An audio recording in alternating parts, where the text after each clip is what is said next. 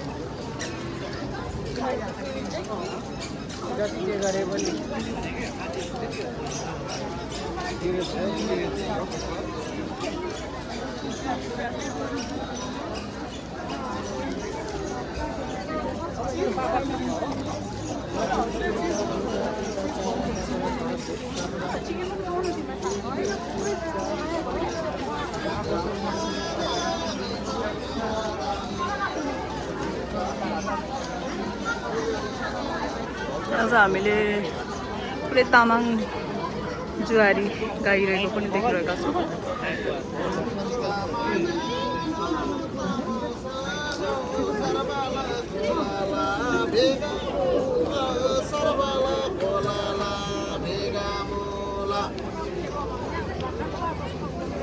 यो पनि बौद्धनाथ क्षेत्र विकास आयोगको एउटा पार्टै हो।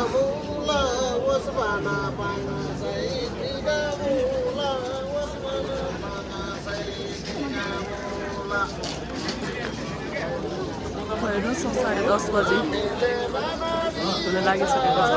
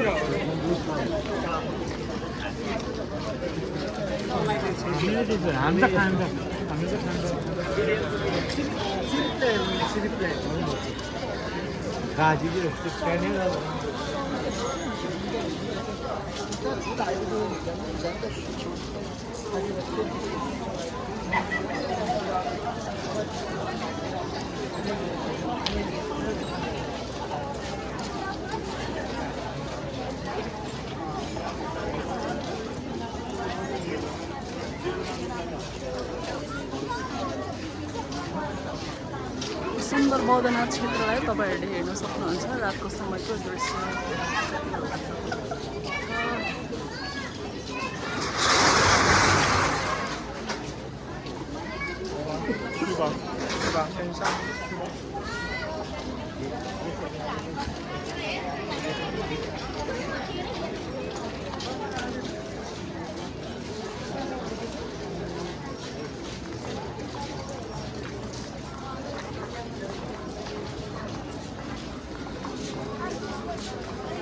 ल 5 मिनटको भिडियो तपाईँहरूले हेर्न सक्नुहुन्छ मेरो युट्युब च्यानलमा।